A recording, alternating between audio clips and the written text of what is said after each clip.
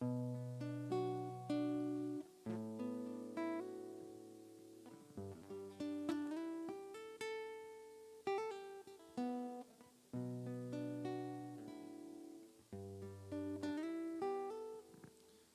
noite, meus irmãos, graça e paz da parte do nosso Senhor e Salvador Jesus Cristo.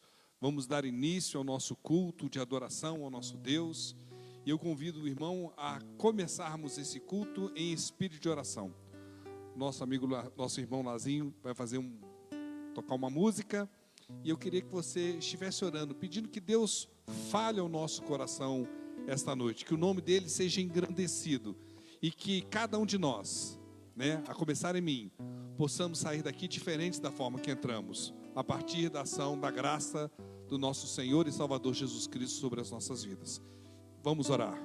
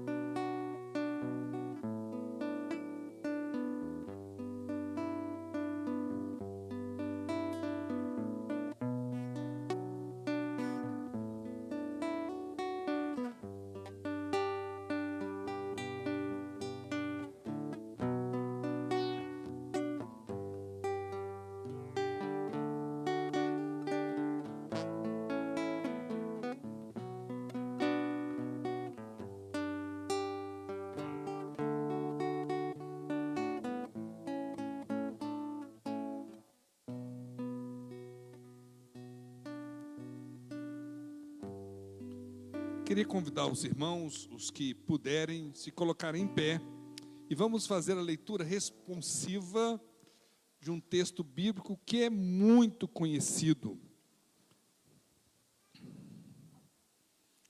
que fala muito, especialmente a mim. Lucas 10, do 25 ao 37, leremos de forma responsiva. Diz assim a palavra do Senhor: certa ocasião, um perito da lei levantou-se para pôr Jesus à prova e lhe perguntou: mestre, o que preciso fazer para herdar a vida eterna?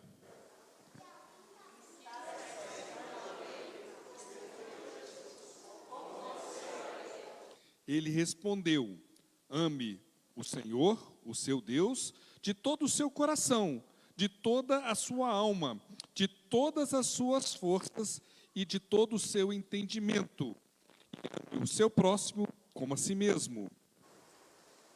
Disse Jesus: você respondeu corretamente, faça isso e viverá.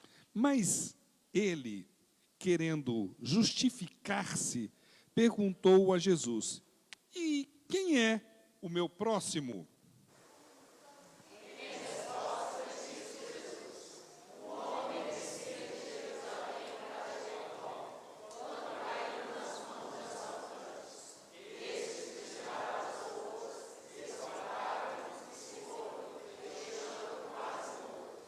Aconteceu estar descendo pela mesma estrada um sacerdote. Quando viu o homem, passou pelo outro lado. E assim também o levita, quando chegou ao lugar que viu, passou pelo. Mas um samaritano, estando de viagem, chegou onde se encontrava o homem, e quando o viu, teve piedade dele.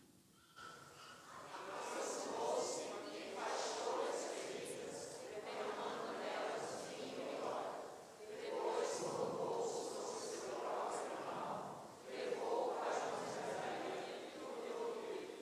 No dia seguinte, deu 2 denários ao hospedeiro e lhe disse: cuide dele. Quando eu voltar, lhe pagarei todas as despesas que você tiver.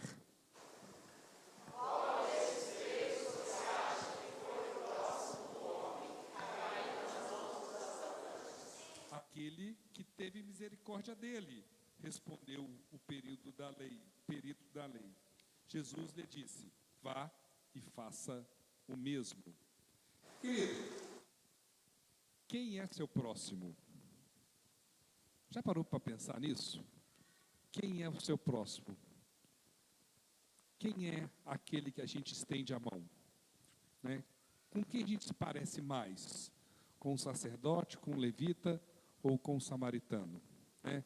Que isso seja motivo de reflexão em nossas vidas. Vamos louvar a Deus de todo o nosso coração nesse momento.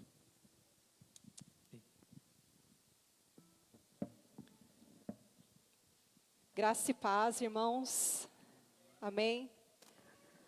Nós aqui da equipe, nós queremos convidar a igreja nesse momento para expressar o seu amor e a sua gratidão ao nosso Criador, ao nosso Senhor.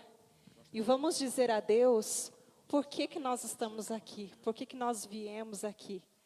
Para adorar o seu nome juntos, em comunhão. Que a nossa adoração possa verdadeiramente o glorificar. Em nome de Jesus. Vamos cantar?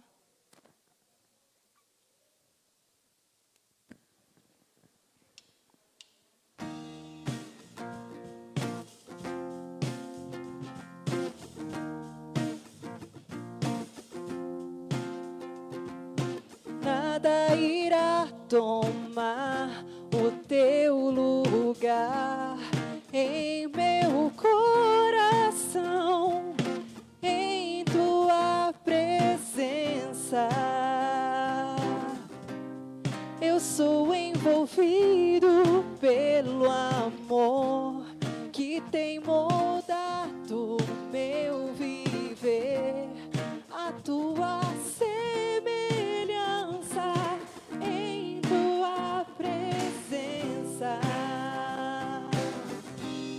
É onde eu posso me transformar por teu imenso amor, em tua presença me transformar.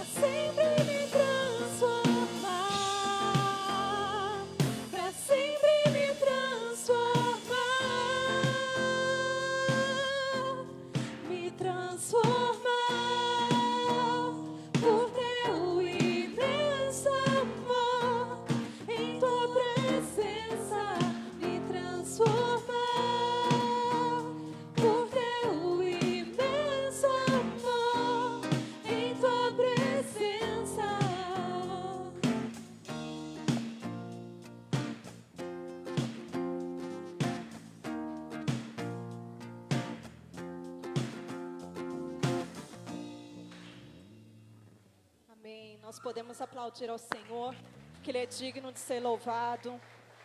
Estamos aqui, Deus, para te contemplar, Senhor. Nós vamos fazer agora o nosso momento de intercessão. E a gente muitas vezes esquece que a gente tem mais motivo para agradecer a Deus do que muitas vezes para pedir, não é verdade? E eu queria compartilhar com os irmãos, eu creio que todos já sabem, né? A alegria que nós recebemos essa semana 3 crianças, né? Nasceu aí a Maria, a coisa mais linda. Você não pode ser filho do Gustavo, porque é muito linda, né? E o Noah e o Zion, é isso mesmo, o nome é esse mesmo, entendeu? É o Noah e o Zion, que estão indo amanhã para casa. Glória a Deus, saíram da UTI e amanhã os gêmeos estão indo para casa para a glória de Deus, né? E a gente tem vários outros desafios, né? Nós temos mais 5 crianças para chegar esse ano. Falei que nenhuma mulher tá liberada para engravidar na igreja esse ano, né? Porque já vão nascer 8, então tá bom, né? Renata falou que estava querendo mais um, né, Renata? Eu falei assim, não, Renata, não. Então, vamos orar pela gravidez, né? Cadê? Mamãe Cíntia está ali, ó, já está na 29 semanas, né? A Amandinha, os 2 da Roberta e a da Cris, da nossa irmã Cris, que também está grávida. Então vamos estar orando pela gravidez, essas gestações que estão em curso aí, para que Deus opere de forma poderosa sobre a vida dessas e louvando a Deus pela chegada dessas crianças, né, que é presente de Deus. Eu queria convidar você que tem algo que queira apresentar a Deus diante do trono dele, entendendo que Ele é capaz de fazer sobre as nossas vidas mais do que pedimos ou mesmo imaginamos. É esse Deus que a quem servimos. Queria convidar o irmão, a irmã, a sair do seu lugar, a vir aqui à frente e vamos orar agradecendo e pedindo ao nosso Deus desse momento de intercessão da vida da igreja.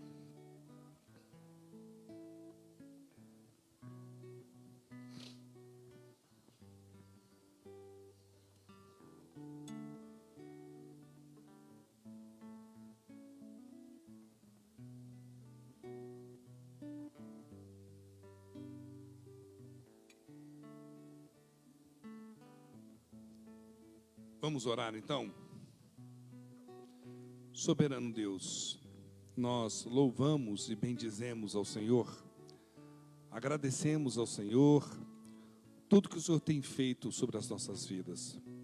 Por isso, declaramos que o Senhor é o nosso Deus, único e verdadeiro, não há outro além do Senhor.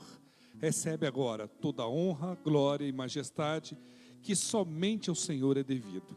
Obrigado, ó Pai, por esse privilégio de estarmos aqui prestando culto ao Senhor. Esse culto é a expressão do nosso amor, da nossa adoração, da nossa devoção ao Senhor, ó Pai. E, Pai, queremos agradecer pela chegada dessas 3 crianças maravilhosas que o Senhor permitiu chegar, ó Pai. Que a Tua mão esteja sobre a vida dessas crianças e que cada uma delas cresçam com discernimento que Jesus Cristo é Senhor e Salvador da vida delas, ó Pai. Capacite os pais na criação dessas crianças, ó Pai. Capacite cada um deles. Que a família deles seja um lugar de riso, de alegria, de contentamento. E que a bênção do Senhor esteja sobre a vida dessas crianças, ó Pai. Pai, e queremos agora apresentar ao Senhor a vida de cada família aqui representada que veio à frente. O Senhor sabe o motivo, a causa que trouxe cada um aqui, ó Pai. Que a Tua boa mão esteja agindo sobre a vida dessas pessoas, ó Pai. Ó Pai, nos permita experimentar mais do Teu amor, da Tua graça, em relação àquilo que apresentamos ao Senhor agora. Mas pedimos, ó Pai, que seja feita a Tua vontade, não a nossa, mas a Tua, porque ela sim é a melhor coisa que pode acontecer sobre as nossas vidas, ó Pai. Dá-nos sensibilidade para ouvir a tua voz, dá-nos sensibilidade para sermos submissos à direção do Senhor no que concerne ao pedido de cada filho teu aqui, ó Pai. Obrigado, ó Pai, por esse privilégio de orarmos juntos. Recebe todo louvor agora da tua igreja, ó Pai, e abençoa de forma rica e poderosa cada família aqui representada. É para a honra e glória do teu nome que nós oramos agradecidos, no nome precioso de Jesus Cristo. Amém. Os irmãos podem voltar para os seus lugares. E eu queria convidar os irmãos a continuarmos louvando a Deus com alegria de coração. O nosso louvor a Deus, ele flui naturalmente a partir do momento que a gente conhece Ele. É ou não é verdade? Quando a gente entende do seu perdão, da sua graça, da sua misericórdia, de todo o cuidado que envolve a nossa vida. Então, simplesmente nós corremos até Ele e nos rendemos a Ele. Esse é um processo natural de quem realmente tem um encontro com o Senhor. E através disso nós o bendizemos. Nós viemos aqui nesse momento, muitos, e se derramaram diante de Deus e expuseram o que vinha dentro do seu coração. E você pode ter certeza que em meio à batalha, Ele é a nossa fortaleza. Na nossa tristeza, Ele é uma torre. Na tempestade, Ele é um escudo. E nas lutas, Ele é um refúgio. Que a gente possa contemplar o nome de Deus, glorificar o nome dEle, por tudo que Ele tem sido, por todo o refrigério que Ele tem nos proporcionado em nossas vidas. Amém?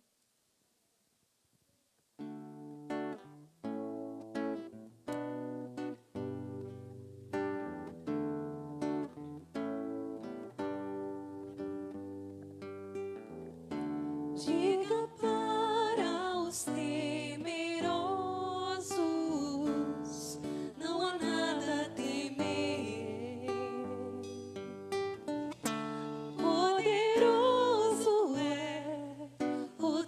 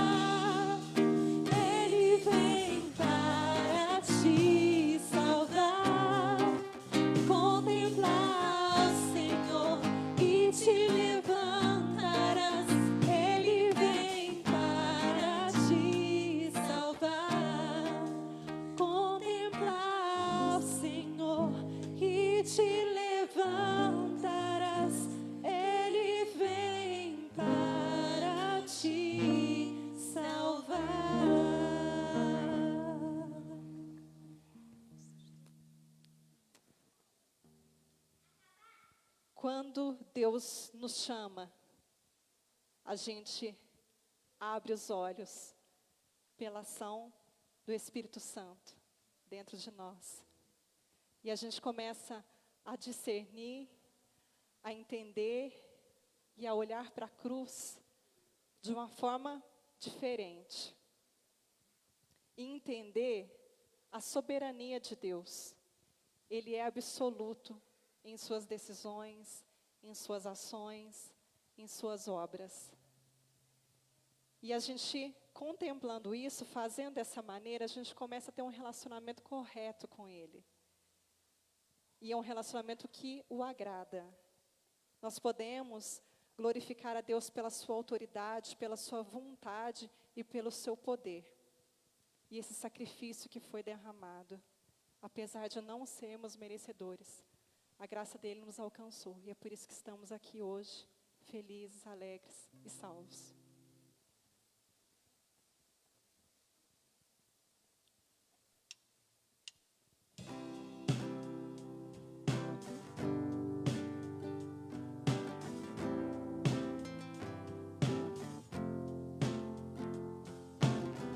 Andei tão cego, sem rumo certo, buscando a paz e descanso. Eu procurei por tantos meios justificar meus erros, mas ao clamar, meus olhos abri, e ao olhar pra cruz eu entendo o amor derramado ali por mim. Sacrifício de sangue por um pecador. Não sou merecedor, tua graça me alcançou.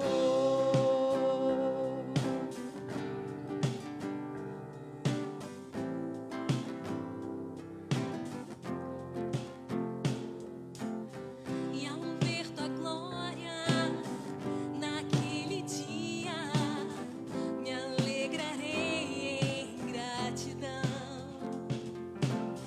Tocarei as marcas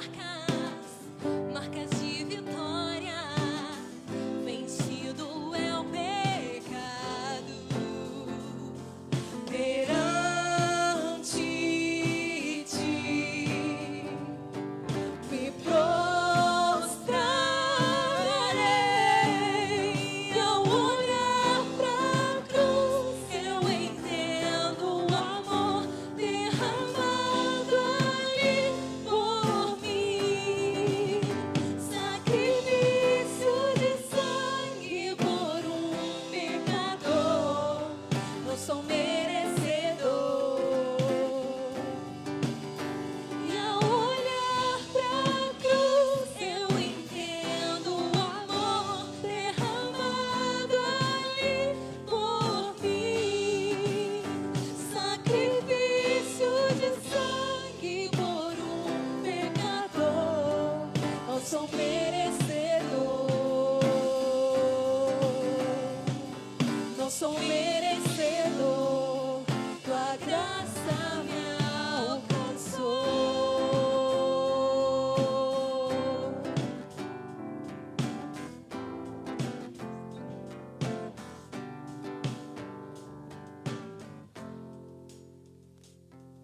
Aleluia.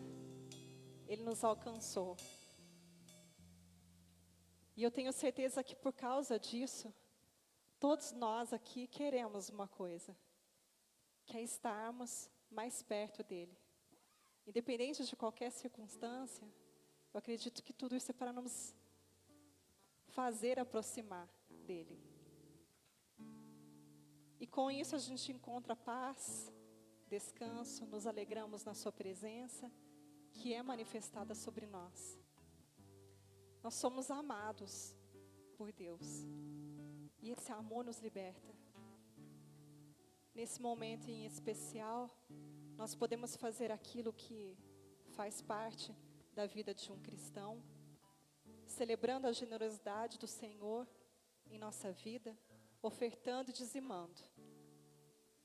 E nós entendemos que a contribuição, ela deve ser uma extensão do compromisso que se tem com louvor a Deus e propagação do seu reino.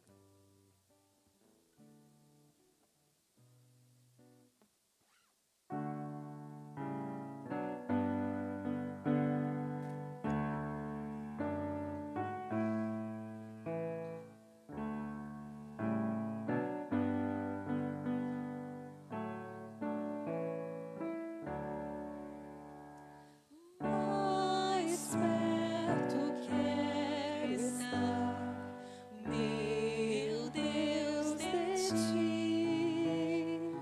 ainda que seja dor que me una a ti, sempre hei de suplicar, mais perto quero estar, mais perto quero estar, meu Deus, de ti.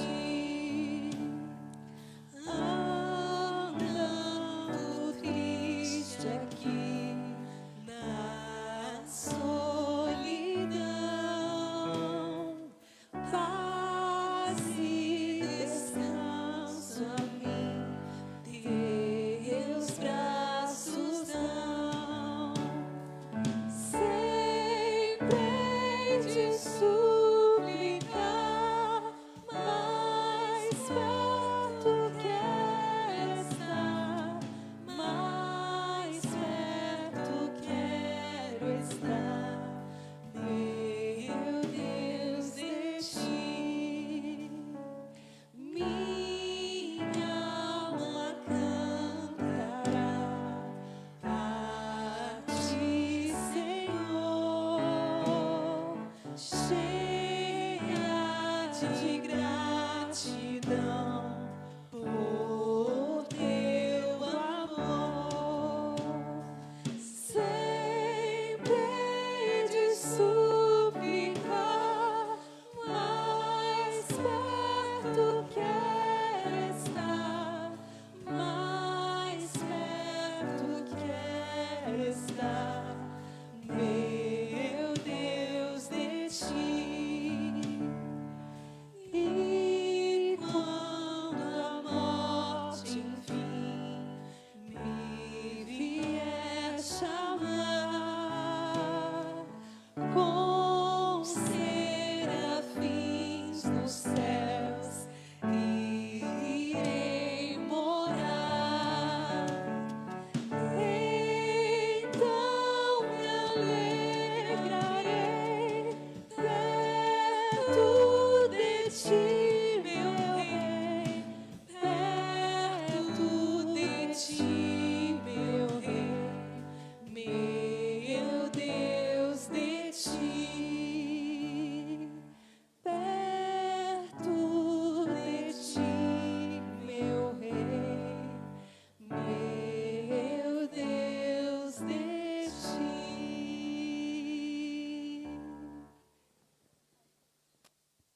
Oremos.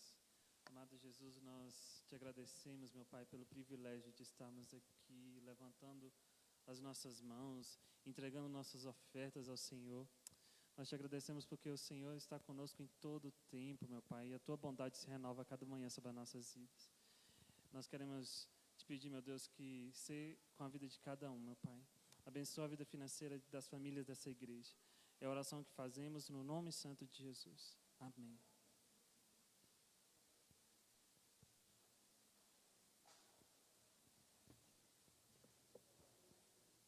Muito bem. Domingo que vem é dia 30. E nós voltaremos com a nossa escola bíblica, né, Guilherme?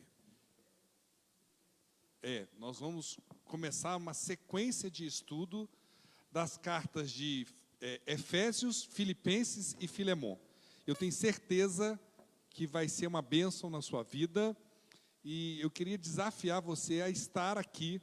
Vai ser aqui, né, a aula inaugural. né? Não vai ser no Nimorão, vai ser aqui a aula inaugural. Então, participe, se envolva com esse ministério tão importante que é a escola bíblica. A oportunidade que a gente tem de estudar a palavra de Deus, né? Que a gente entende que é a nossa fonte de instrução, é a nossa fonte de revelação da vontade de Deus para com a humanidade. Então, não deixe de participar desse projeto da escola bíblica. Para um período de férias, né? E a gente está voltando domingo que vem. As crianças também, né? Os adolescentes, todo mundo está convocado para participar. Nós também, né, estamos ansiosos por voltar, que eu estava de férias, os irmãos devem ter percebido um sumiço meu aí, né? Com o estudo de Romanos nas quartas-feiras, né? Então, quartas-feiras, às 19h30, nós vamos retornar ao estudo de Romanos. Eu queria saber, eu não vi ninguém que está aqui pela primeira vez. Tem alguém que está aqui pela primeira vez? Acho que hoje não, né? Todo mundo é de casa. Muito bem. Então, eu queria convidar as crianças da nossa igreja, essas crianças lindas que Deus nos deu, para irem para o culto delas, né? Isso, ó o Breno, tá que cresce, né? O Breno vai ficar alto igual eu, né? Hein, Bruno? Será que vai ficar alto igual eu? Puxar o pai, né? Muito bem. Nós vamos trocar aqui o microfone, que está com um probleminha.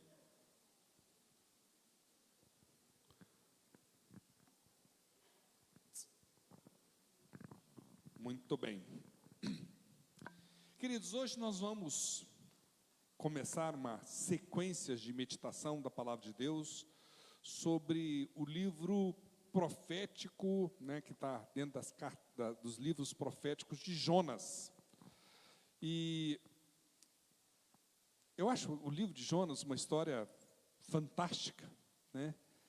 E eu acho que muitos de nós traz dentro do nosso coração uma relação afetiva com o livro de Jonas, mas uma visão quase que infantil, né?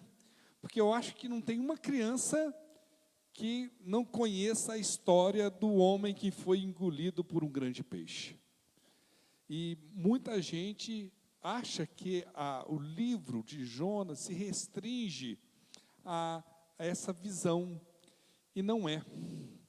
É considerado na literatura uma das obras-primas da literatura mundial, o livro de Jonas.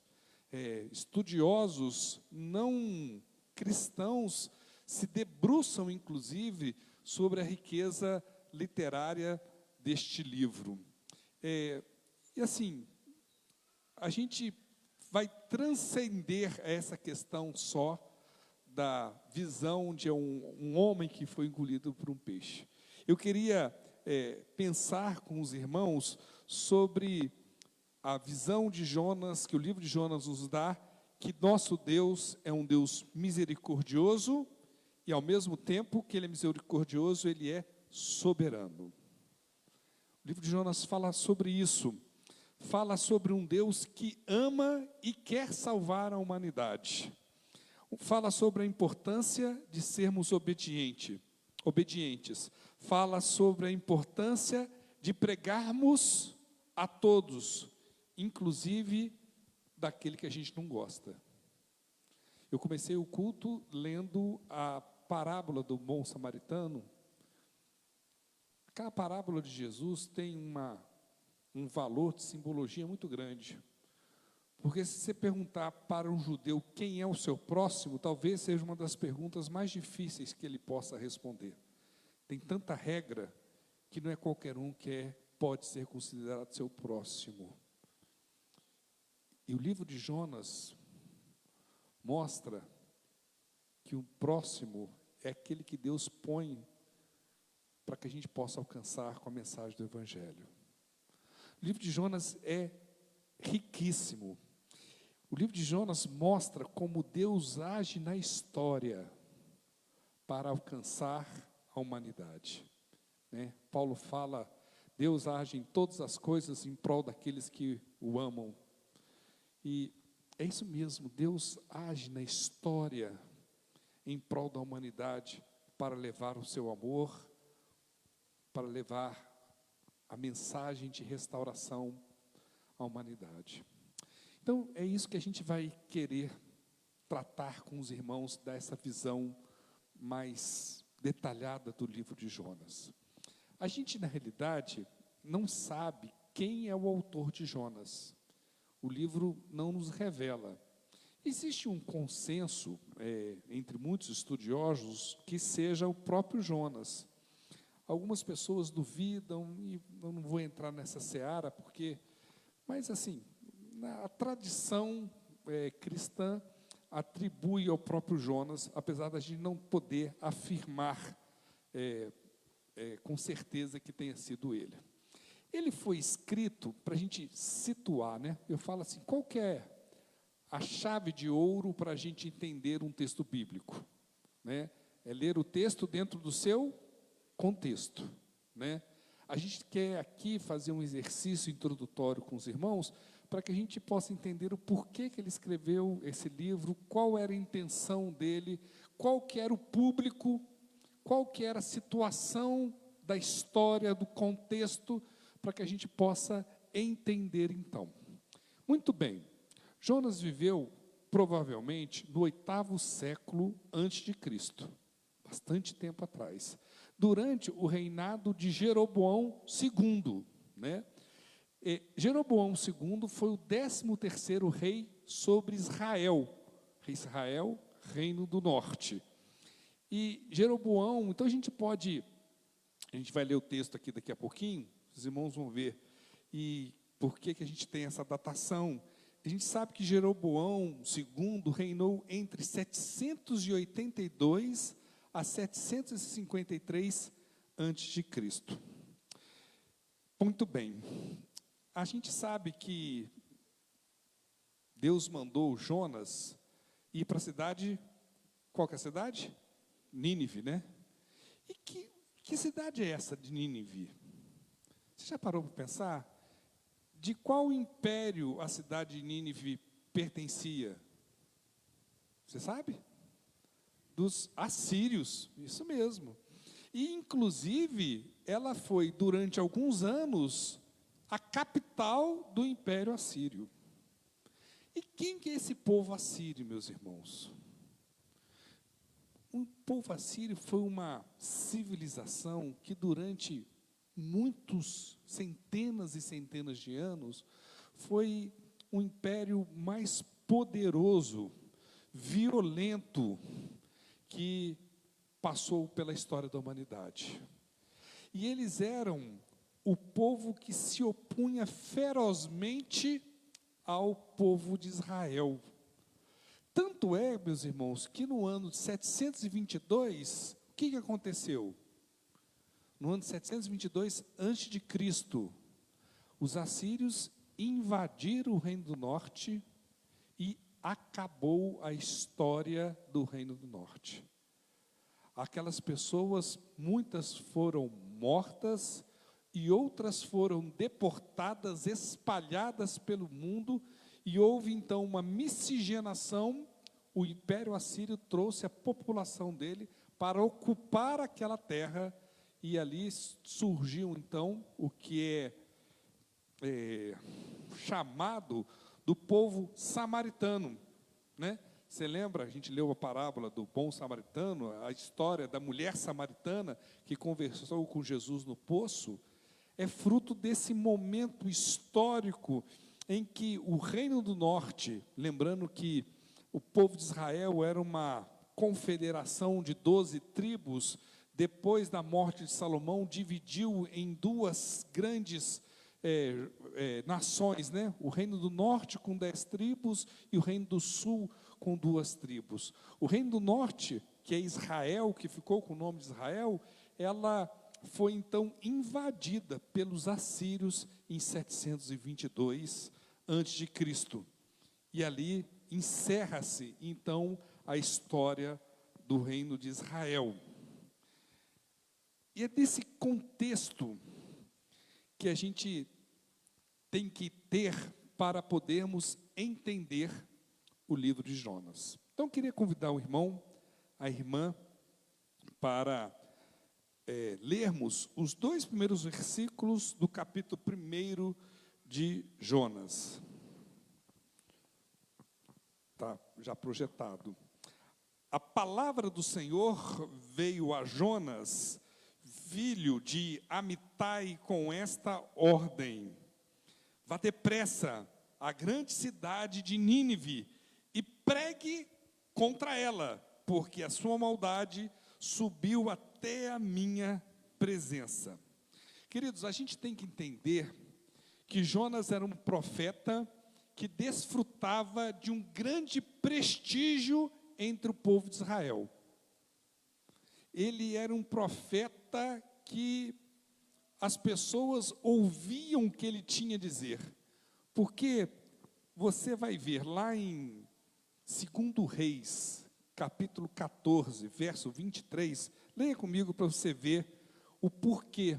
Inclusive, esse texto que eu vou ler, nos dá a capacidade de entendermos o porquê que o nome dele é atribuído a Jonas.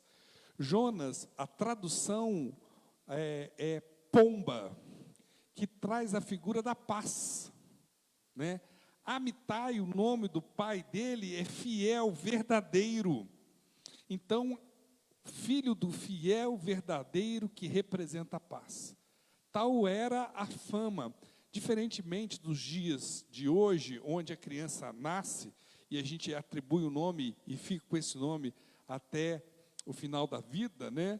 Você, na época, não, os nomes eram trocados e os nomes tinham a ver com a fama da pessoa, com o que as pessoas consideravam que aquela pessoa representava. Então, Jonas representa essa história de paz, de fidelidade e de verdade. Vamos ver o porquê que Jonas, então, tem um nome tão destacado dentro do Império do Norte, do Reino de Israel. Diz assim: no 15º ano do reinado de Amazias, filho de Joás, rei de Judá, Jeroboão, filho de Joás, rei de Israel, tornou-se rei em Samaria e reinou 41 anos. Ele fez o que o Senhor reprova e não se desviou de nenhum dos pecados que Jeroboão, não é o mesmo não, por isso que a gente fala que esse Jeroboão é Jeroboão II, tá? E os pecados de Jeroboão I, filho de Nebate, levara Israel a cometer. Foi ele quem restabeleceu, olha só, presta bem atenção, Jeroboão II, aquele que reinava durante o ministério profético de Jonas, tá? Foi ele quem restabeleceu as fronteiras de Israel, desde Lebo-Amate até o mar de Arabá, conforme a palavra do Senhor, Deus de Israel, anunciada por seu servo, quem? Jonas, filho de Amitai, profeta de Gate-Éfer. Essa profecia que Jonas proclamara na época de Jeroboão, que as fronteiras de Israel seriam expandidas e restabelecidas à época depois de uma invasão, foi algo que trouxe então a Jonas uma notoriedade muito grande, porque ele fez a profecia e ela se cumpriu durante o seu ministério profético. E de uma hora para outra, Jonas, que desfrutava então de uma posição de destaque no meio de Israel, recebe da parte de Deus uma ordem para ir pregar aonde? Em Nínive. Eu acho que Jonas deve ter olhado para Deus e falou: o senhor está de brincadeira comigo. Vou não pregar para os assírios. Esse povo que durante a história da nossa nação massacra, mata, maltrata, violenta. É para esse povo que o Senhor quer que eu leve a mensagem. Eu quero que esse povo morra. Que história é essa? O Senhor quer acabar com minha reputação. Eu sou profeta do Senhor e a palavra que o Senhor me deu se cumpriu. O Senhor quer acabar com o meu nome quando eu saio daqui. O Senhor quer me mandar para o covil de lobos para pregar contra aquela nação violenta. Eu acho que Jonas deve ter pensado, onde é que o Senhor está com a cabeça, Deus? Que história é essa? Como é que o Senhor quer fazer um negócio desse? Quem é o seu próximo? Quem é o seu próximo? Quando Deus falou para Jonas pregar que o próximo dele era a nação de Nínive, ele falou assim, não, eles não são meu próximo. Eu fico me perguntando se isso também não acontece um pouco conosco, né? Se a gente não escolhe para quais pessoas a gente quer falar do Evangelho, para quais pessoas a gente quer que a graça de Deus seja manifesta na vida das pessoas. Será que a gente tem disposição para falar do amor de Deus para aquelas pessoas que são a pedra do nosso sapato? Né? Eu conto uma história e ela é verdadeira, e eu estou tentando vender minha casa lá em Belo Horizonte, e eu fui, durante minhas férias, eu tive que ir a Belo Horizonte resolver algumas coisas da casa lá. E na hora que eu cheguei na frente da minha casa, que estava alugada, agora está desocupada, eu encontrei com um Paco, que era o vizinho, eu olhando para a minha casa, né? Era o vizinho do lado esquerdo. Gente boa. Ele tem uma rocinha, quando ele vinha da roça, ele levava rapadura para mim, da roça. E a esposa dele é gerente do Banco do Brasil, e a gente era amigo e tal. O menino dele era amigo do Guto, né? Está um rapaz também agora. E do outro lado, do lado direito da minha casa, era o cara construiu um punhado de casa que ele alugava. E tinha um pessoal lá que gostava de funk. Eles gostavam de funk, e funk alto. Certa noite, eu fiquei impactado, muito impactado, pela riqueza da cultura do funk brasileiro. A música, em sua profundidade poética, fala assim, minha avó tá maluca. Minha avó tá maluca. Minha avó tá maluca, minha avó. E essa avó do sujeito estava maluca a noite toda. No auge do meu desespero, eu abri a janela e falei assim, companheiro, sua avó tá maluca, eu vou ficar e eu vou chamar a polícia para você, porque eu não aguento mais isso. Eu comecei um pequeno grupo de estudo bíblico na minha casa. Quem que os irmãos acham que eu convidei? Minha avó tá maluca? Ou o Paco que trazia rapadura para mim? Paco. Entendam que a gente muitas vezes quer atribuir a Jonas que ele não amava o próximo, mas existe um pouco de Jonas dentro de cada um de nós. A gente escolhe, a gente é seletivo, a gente discrimina, a gente atribui valor de juízo às pessoas que a gente nem mesmo conhece direito. Já viu? Eu não fui com a cara de fulano. Já viu aquela história? Meu santo não bateu com o dele, né? Não é assim? Igualzinho Jonas. Jonas falou assim, vou não, Senhor. Vou de jeito nenhum. Quando Jonas, conhecendo o Deus a quem ele servia, falou assim, será que eu vou pregar? E se aquele povo aceitar? E se aquele povo se converter dos seus maus caminhos? Eu vou ser o profeta que vou levar libertação para aquele povo? Não quero. Quando Jonas toma então essa atitude, ele não considerou pelo menos, meus irmãos, que eu considero grave, 3 atitudes erradas que Jonas teve, que eu queria compartilhar com os irmãos. A primeira, Jonas não levou em consideração que a vontade de Deus, o que Paulo nos fala lá em Romanos capítulo 12? A vontade de Deus é boa, agradável e perfeita, né? A vontade de Deus é boa, agradável e perfeita. Jonas desconsiderou isso. Ele não levou isso em consideração. Mas, além de não levar em consideração que a vontade de Deus é boa, agradável e perfeita, ele não levou em consideração que a vontade de Deus é o quê? Soberana.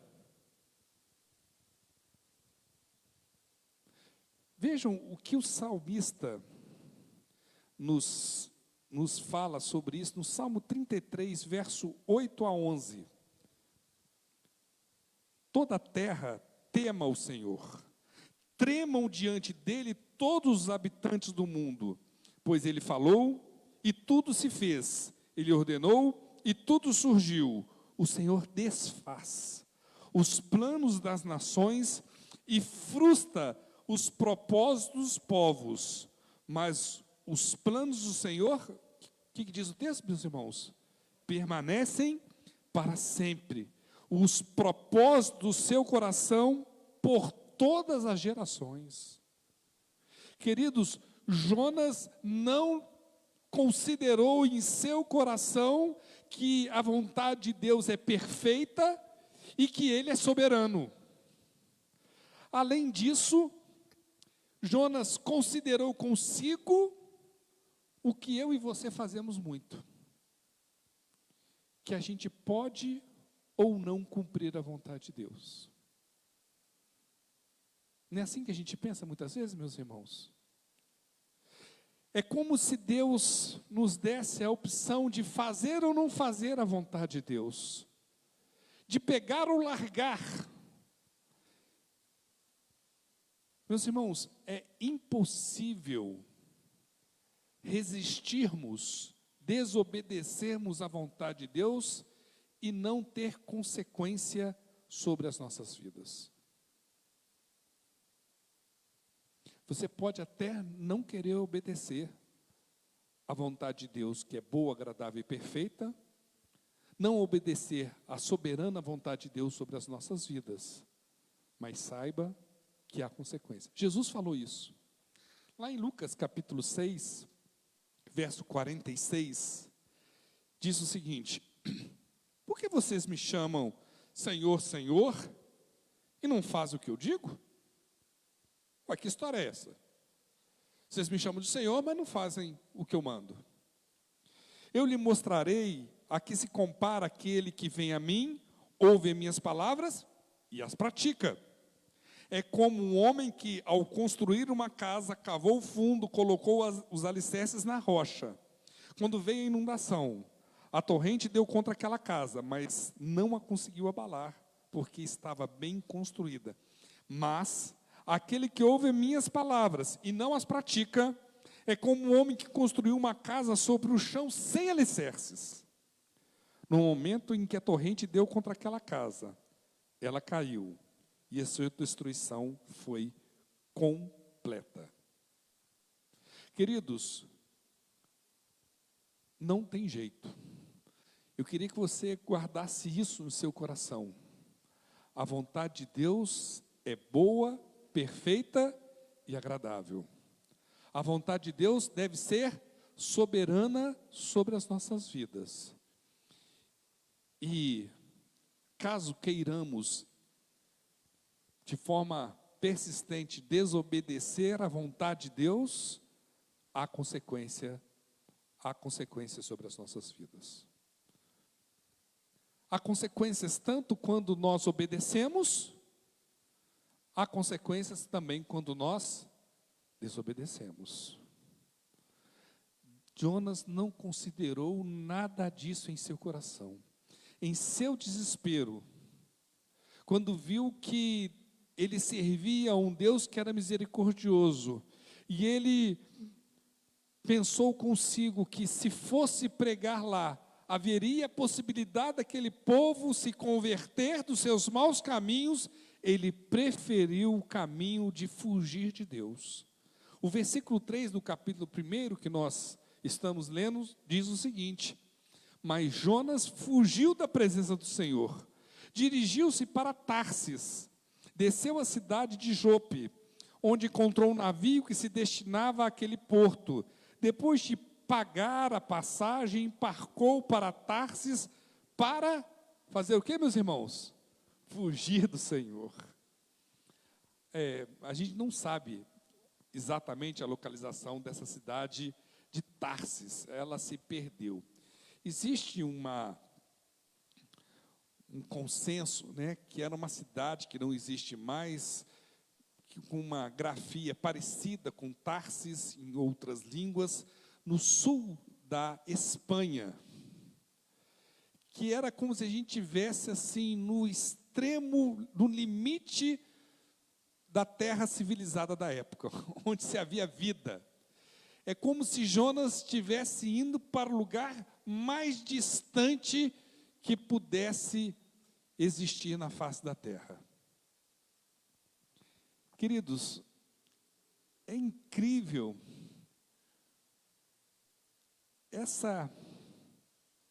esse sentimento que Jonas trazia consigo, que a gente traz conosco também, que a gente é capaz de fugir da presença de Deus. Não tem como a gente não lembrar do Salmo 139, a partir do verso 7. O Salmo 139 diz o seguinte: para onde poderia eu escapar do teu espírito? Para onde poderia fugir da tua presença? Se eu subir aos céus, o que acontece? Lá estás. Se eu fizer a minha cama na sepultura, também lá estás. Se eu subir com as asas da alvorada e morar na extremidade do mar, mesmo ali, a tua mão direita me guiará e me susterá. Mesmo que eu dissesse que as trevas me encobrirão e que a luz se tornará noite ao meu redor, verei que nem as trevas são escuras para ti. A noite brilhará como o dia, pois para ti as trevas são luz. Será que a gente pode fugir da presença de Deus, meus queridos? Será que não entendemos que tudo o que fazemos, e preste bem atenção, tudo o que pensamos, Deus sabe? O Sermão da Montanha de Jesus, em Mateus capítulo 5, 6 e 7, Jesus Cristo revolucionou com aquele sermão a história da humanidade, falando que Deus se preocupava não com o que a gente fazia de forma externa, mas sim com o que estava aonde? No nosso coração. Ora, se você odiar o seu irmão, você já cometeu o quê? Assassinato. Se seu olhar for impuro, você já cometeu adultério. Essa perspectiva de que Deus conhece o nosso coração deveria nos trazer um temor muito grande sobre a pessoa de Deus em nossas vidas. Muitas vezes fazemos o que não queremos que os outros saibam que fazemos, distante, escondido dos outros, sem ter o discernimento que Deus vê, sabe. Aquilo que ninguém sabe da minha vida, Deus sabe. Jonas não considerou isso. Considerou que era possível fugir da presença de Deus. Jonas considerou que podia fazer algo que era contrário à vontade de Deus e que isso ficaria encoberto aos olhos de Deus. Eu vou fugir para o ponto mais distante que existe na face da terra. E Deus não vai me achar lá. Que engano. Que engano. A pergunta é que, será que conseguimos entender que os planos de Deus, mesmo sendo diferentes dos nossos planos, é a melhor coisa que pode acontecer sobre as nossas vidas? É viver a vontade de Deus, é experimentar a vontade de Deus. Será que a gente acredita que Deus é um Deus tão misericordioso, bondoso, amoroso, que a gente confia plenamente nos propósitos, nos projetos, nos desígnios dele para com as nossas vidas? Eu acho que Jonas representa muito o homem moderno. Hoje a gente considera que a gente é capaz de resolver todas as coisas a partir das nossas habilidades, a partir das nossas capacidades. Lê do engano. Não há lugar mais seguro do que estar debaixo da vontade de Deus em nossas vidas. Queridos, a verdade é que longe da vontade de Deus, nós nunca seremos bênção. A continuação da história de Jonas, no capítulo 1, a partir do verso 4, diz o seguinte: o Senhor, porém, nós vamos ler do 4 ao 10. O Senhor, porém, fez soprar um forte vento sobre o mar, e caiu uma tempestade tão violenta que o barco ameaçava arrebentar-se. Todos os marinheiros ficaram com medo e cada um clamava ao seu próprio Deus. Prestem atenção que o texto bíblico põe Deus aí com letra maiúscula ou minúscula? Letra minúscula. E atiraram as cargas ao mar para tornar o navio leve, para tornar mais leve o navio. Enquanto isso, Jonas, que tinha descido para o porão e se deitado, dormia profundamente. O capitão dirigiu-se a ele e disse: como você pode ficar aí dormindo? Levante-se e clame ao seu Deus. Talvez ele tenha piedade de nós e não morramos. Então os marinheiros combinaram entre si: vamos tirar sortes para descobrir quem é o responsável por essa desgraça que se abateu sobre nós. Tiraram sortes e a sorte caiu sobre Jonas. Por isso lhe perguntaram: diga-nos, quem é o responsável por essa calamidade? Qual é a sua profissão? De onde você vem? Qual a sua terra? A que povo você pertence? Ele respondeu: sou hebreu, adorador do Senhor, o Deus dos céus, que fez o mar e a terra. Com isso eles ficaram apavorados e perguntaram: o que é que você fez? O que é que você fez? Pois sabiam que Jonas estava fugindo do Senhor, porque ele já lhes tinha dito. O que Jonas descobriu, queridos, da pior forma possível, é que enquanto estamos vivendo uma vida de desobediência, fugindo da presença de Deus, da vontade de Deus, nunca conseguiremos ser bênção para aqueles que estão ao nosso redor. Muito ao contrário, nessa situação nos tornamos maldição para aqueles que estão ao nosso redor.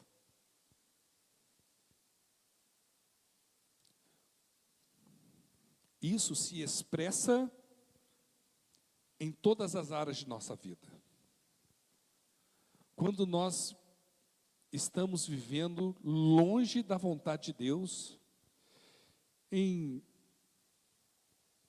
distantes, vivendo de forma insubordinada, desobedientes, nós perdemos a capacidade de ser bênção. Isso é expresso a começar na nossa casa.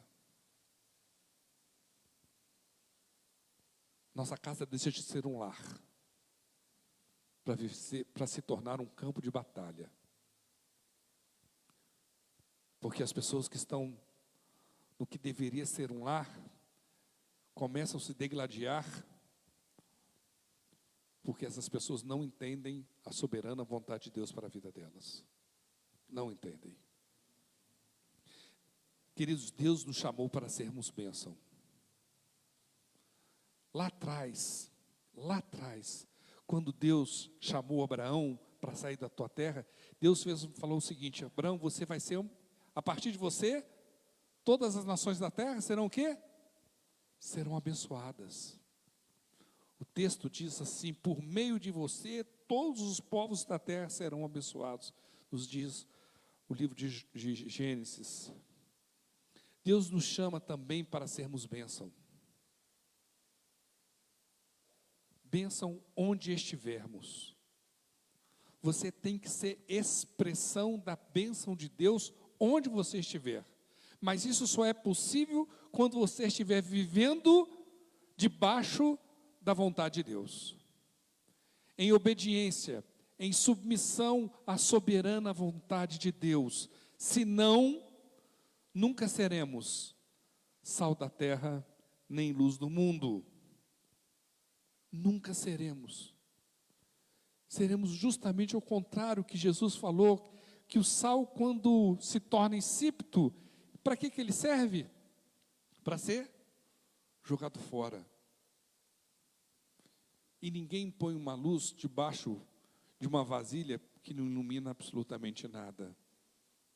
Não, queridos, nós fomos chamados para ser bênção. Mas a bênção que nós fomos chamados para ser, só será vivenciada e sentida pelo próximo, quando nós estivermos debaixo da soberana vontade de Deus para as nossas vidas. Infelizmente, a presença de Jonas naquele barco, não trouxe bênção, trouxe sim maldição para aqueles homens. A desobediência de Jonas trouxe como consequência seu completo esfriamento espiritual. O texto que nós lemos, querido, nos diz que aqueles homens clamavam a seu Deus. Eles não conheciam o Deus verdadeiro, o Deus que criou os céus, o Deus que criou os mares, o Criador do universo. Mas eles clamavam a um Deus que eles achavam que era o Deus deles.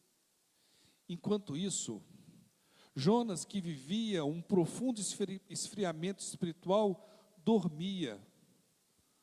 Dormia o sono da covardia, dormia o sono do egocentrismo, dormia o sono daquele que não se preocupa com o próximo. Ele dormia. Jonas perdera completamente a capacidade de expressar o significado do seu nome. Ele não representava mais a paz, ele não representava mais o nome do seu pai, fiel e verdadeiro. Não, Jonas vivia uma mentira. É exatamente isso que acontece conosco, meus irmãos. Quando nós não vivemos, enquanto não vivemos o projeto de Deus para as nossas vidas, nós não representamos aquilo para o que fomos chamados. Pedro, em sua carta, em sua epístola, em 1 Pedro 2,9, nos diz o seguinte, que nós fomos chamados para o seguinte: vocês, porém, são o quê? Geração eleita, sacerdócio real, nação santa, povo exclusivo de Deus, para anunciar as grandezas daqueles que o chamou das trevas para a sua maravilhosa luz. Sou apaixonado com esse versículo.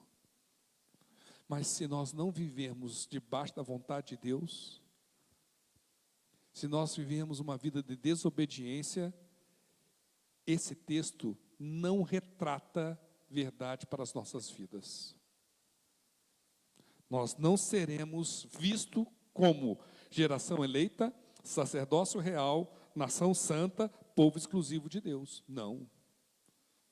Nós seremos maldição para aqueles que estão ao nosso redor.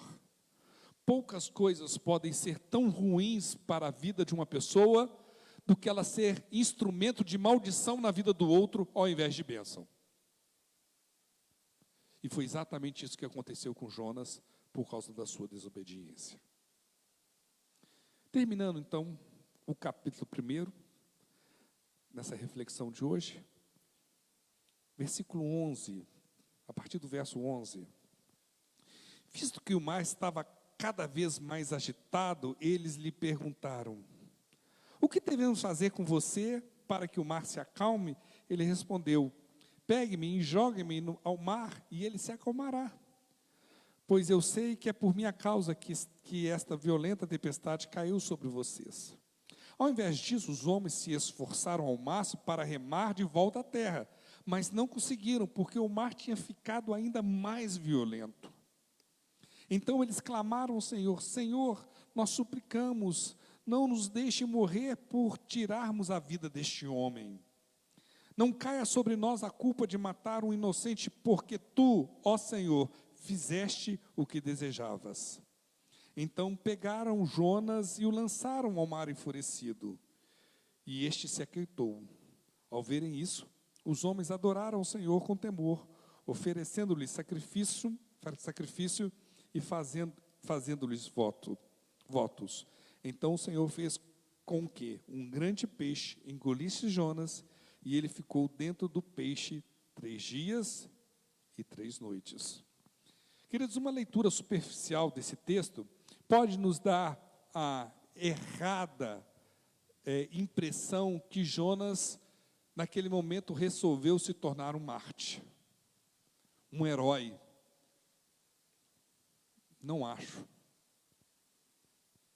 Jonas, na realidade, meus irmãos, quando percebeu que aquilo que estava se sucedendo, aquela tempestade, era por causa da tempestade dele, que Deus estava atrás daquilo, ele falou com Deus assim: eu prefiro a morte do que ir pregar para Nínive. Me joga no mar.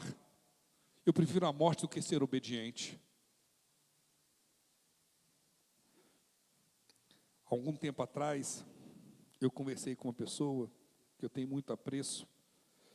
Essa pessoa falou comigo que tem pregado o evangelho para o pai dela. E a família se converteu quando mais adulta, né?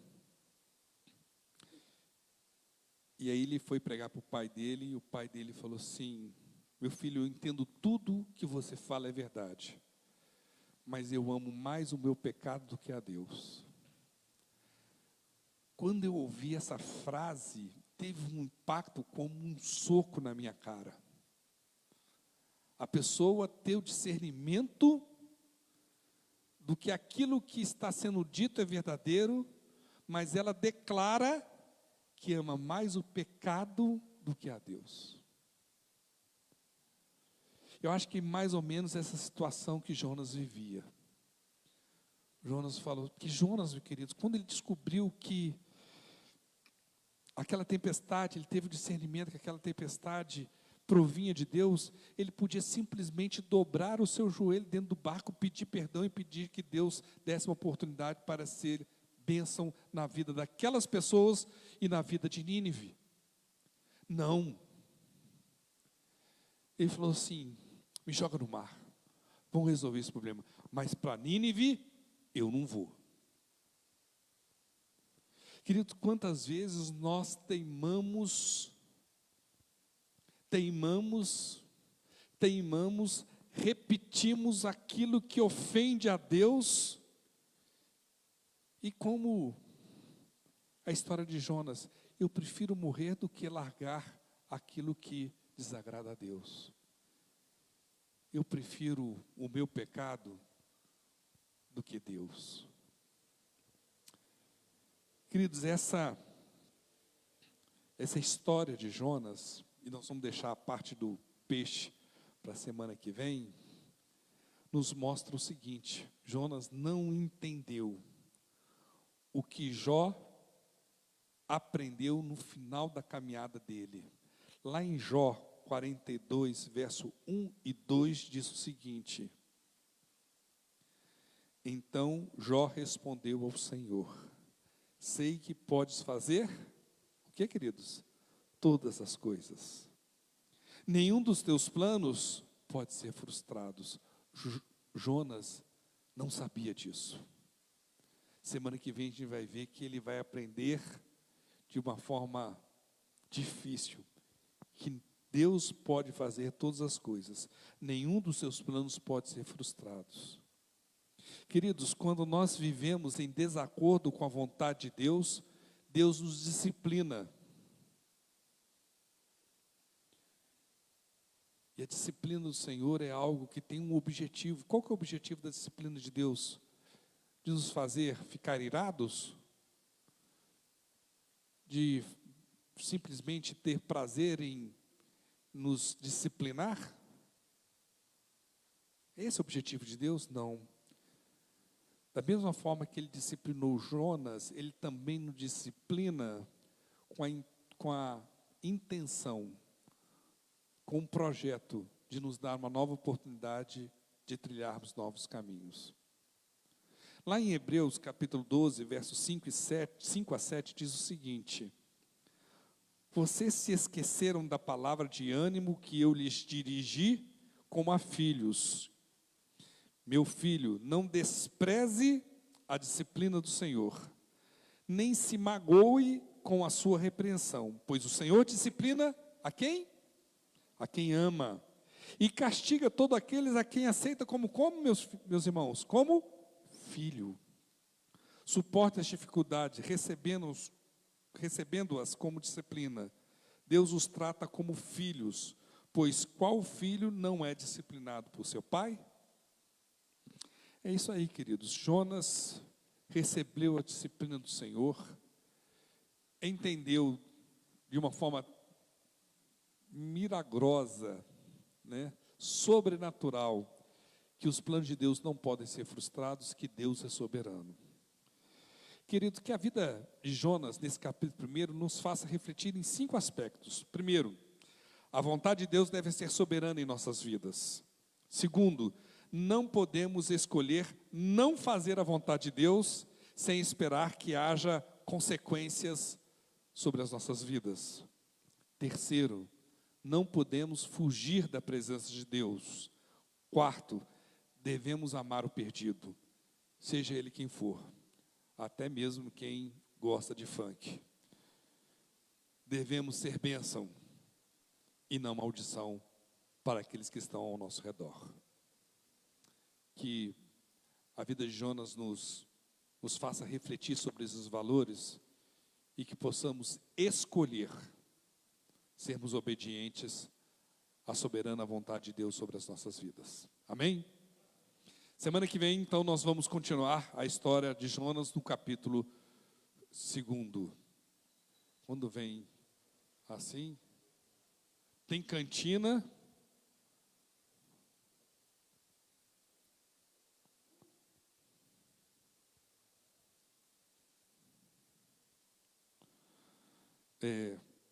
Meus irmãos, o pai do Vander, nosso irmão Vander, teve uma piora. Já estamos orando por ele há algum tempo.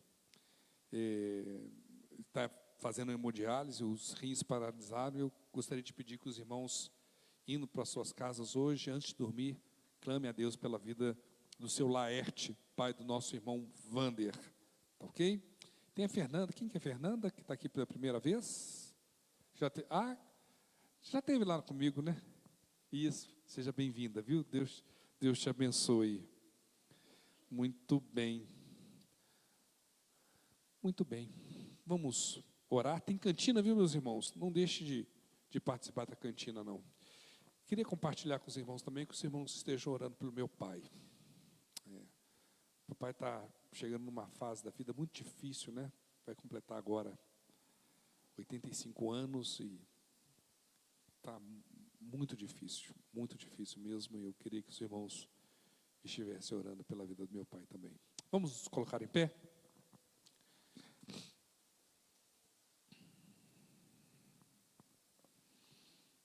Senhor Deus eterno Pai, louvamos e adoramos o nome do Senhor. Obrigado, Pai, pelo privilégio de prestar culto ao Senhor. Recebe toda a honra, toda a glória e todo o louvor.